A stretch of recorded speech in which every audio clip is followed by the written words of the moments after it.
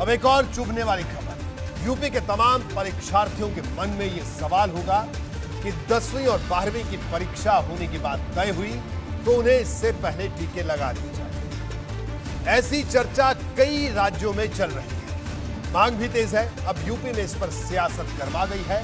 सपा अध्यक्ष अखिलेश यादव ने परीक्षा से पहले टीका ये नारा बुलंद कर दिया है। भले ही 10वीं और 12वीं की परीक्षा पर सस्पेंस हो, लेकिन सियासत पर जरा भी सस्पेंस नहीं है।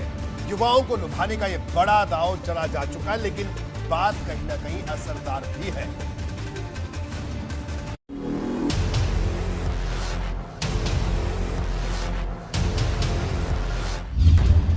यूपी के सियासी गलियारों में नई मांग ने माहौल गर्मा दिया है। मांग है, पहले टीका लगाओ फिर हो परीक्षा। सीबीएसई ने 10वीं की परीक्षा भले रद्द कर दी हो, लेकिन यूपी बोर्ड की तरफ से अभी भी कोई फैसला नहीं आया। इस बीच समाजवादी पार्टी अध्यक्ष अखिलेश यादव ने ट्वीट किया और पहले टीका फिर परीक्षा की आवाज उठाई। 18 साल की उम्र से नीचे वालों को वैक्सीन लगाने का अभी तक देश में कोई प्लान नहीं है।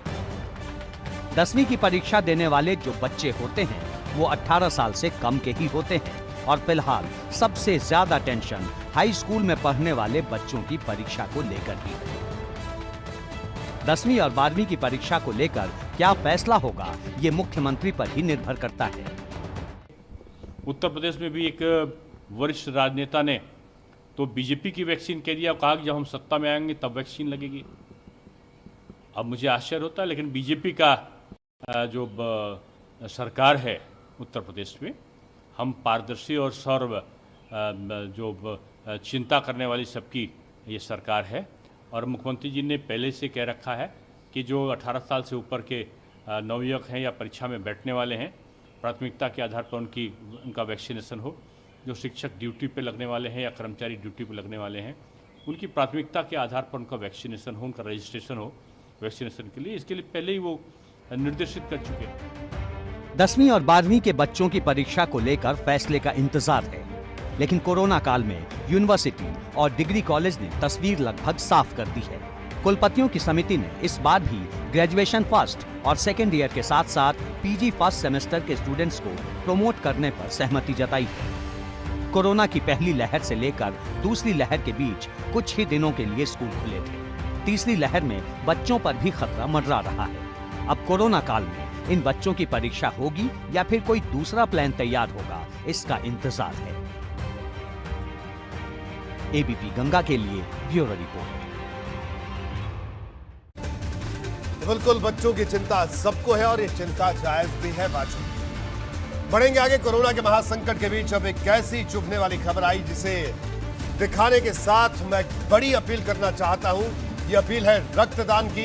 इस मुश्किल घड़ी में जब हर तरफ संक्रमण का खतरा है, जब लॉकडाउन के हालात हैं, तब कोई लोग रक्तदान नहीं कर पा रहे हैं।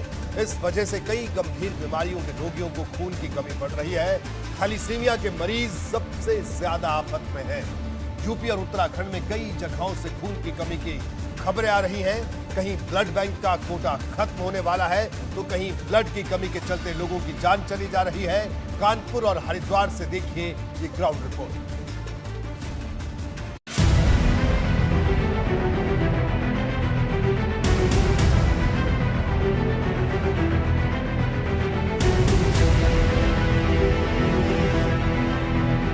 कुछ लोगों को ये डर है कि हम ब्लड डोनेट करने जाएंगे तो हमें कोरोना का सामना ना करना पड़े, डर रहे हैं आज। हरिद्वार के इस ब्लड बैंक को इस वक्त रक्तदान करने वाले डोनर्स का बेसब्री से इंतजार है। कोरोना के इस संकट काल में रक्तदान करने वाले कम लोग ही आ रहे हैं। नतीजा, ब्लड बैंक खाली हैं। यही हाल रहा तो खून की कमी से कोहराम भी मच सकता है।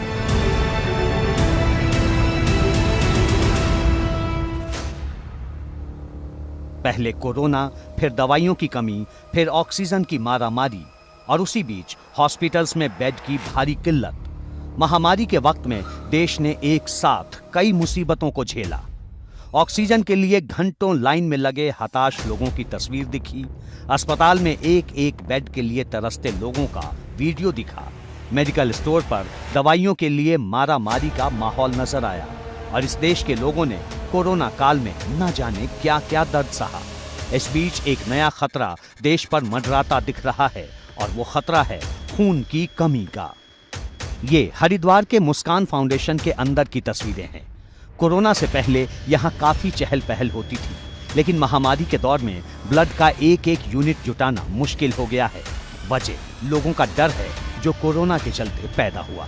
कई लोग जो डोनर थे जो हमारे कैंप में पहले आते थे, हम लोग फ़ोन करते हैं उनको कि आप अपना ब्लड डोनेट कीजिएगा, तो वो कहते हैं मैम हम देने को तैयार है, लेकिन जो वहाँ की व्यवस्थाएं हैं जहाँ हम डोनेट करने जाएं वहाँ कोरोना का प्रकोप जो फैला हुआ है। आज हमारे कैंप भी लगे थे, लेकिन जहाँ हमारे कैंप में 70-80 यूनिट आती थी, वहाँ हमारे कैंप में लास्ट कैंप में 27 यूनिट आई। थैलेसीमिया पीड़ित मरीजों को खून की सख्त जरूरत होती है। मरीजों को हर महीने खून की जरूरत पड़ती है।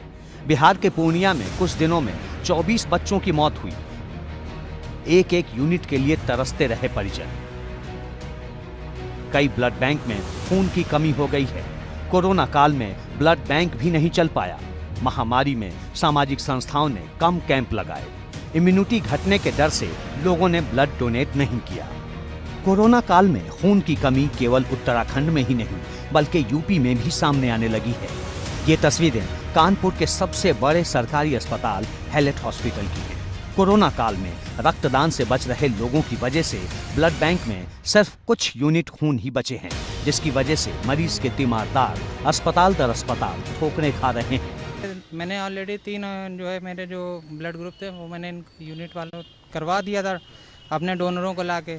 तो एक सर ने मुझे बोला था कि एक विदाउट डोनर के एक यहाँ से मिल जाएगा, वो बोले यहाँ है नहीं, ब्लड ग्रुप ही नहीं है ये वाला। कहाँ पर आप आए हैं, किसने बोला आपको? मैं गया था ब्लड बैंक में, ये देखिए सैंपल लेके घूम रहा हूँ मैं। वहाँ गया था ब्लड बैंक में, मगर उन्होंने मना कर दिया देने से।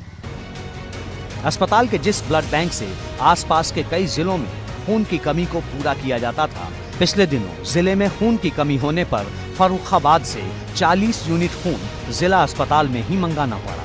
कैंप नहीं लग पा रहे हैं, थोड़ा सा स्टाफ जो है उसमें बिजी ज़्यादा है, जो ब्लड बैंक का और उसका है सैम्पलिंग में और इसमें इसलिए है, और थोड़ा सा लॉकडाउन भी चल रहा है, इस वजह से भी कैंप नहीं लग पा रहे हैं। स्वास्थ्य विभाग खून की कमी से निपटने की भरसक कोशिश कर रहा है और रक्तदान शिविर के जरिए जरूरत भर के ब्लड यूनिट इकट्ठे किए जा रहे हैं। कोरोना संक्रमण के बीच ब्लड की दिक्कत हो गई है, यानी किल्लत हो गई है कानपुर नगर में। यहाँ पर उर्सला में स्टॉक नहीं होने पर फर्रुखाबाद से करीब 40 यूनिट ब्लड मंगवाया गया कोरोना वैक्सीनेशन की। दरअसल कोरोना वैक्सीनेशन की वजह से ब्लड डोनेशन कैंप भी नहीं लग पा रहे हैं। कोरोना सिर्फ एक बीमारी का नाम नहीं बल्कि दहशत का भी एक ऐसा नाम है जो अलग अलग रूप में सामने आ रही है और देश भर से सामने आ रही खून की कमी की बातें बेहद चुभने वाली हैं, जिसका समाधान बहुत जल्द बहुत जरूरी है। एबीपी गंगा के लिए ब्यूरो रिपोर्ट।